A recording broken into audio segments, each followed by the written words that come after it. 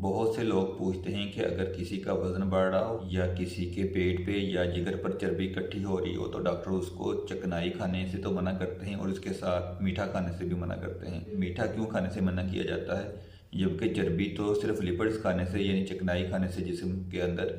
इकट्ठी होनी चाहिए, इसमें शुगर का क्या ताल्लुक है। तो इसकी बहुत सी वजूहत होती हैं। इस तरह समझ लेते हैं कि हमारे जिस्म को मुख्तलिफ किस्म के काम करने के लिए एनर्जी की ज़रूरत होती है। तो जब हम मीठा ज़्यादा खाएंगे तो हमारा जिस्म ये वाली एनर्जी जो ग्लूकोज के अंदर या शुगर के अंदर मौजूद होती है उसको कंज्यूम कर लेगा।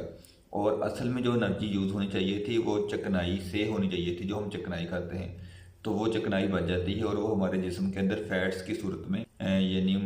चर्बी की सूरत में जिगर पे, पेट पे या जिस्म के मुख्तलिफ हिस्सों में इकट्ठी हो जाती है। तो इसलिए मोटापे को रोकने के लिए और जिस्म के मुख्तलिफ हिस्सों में चर्बी के इकट्ठे होने को रोकने के लिए मीठा मना किया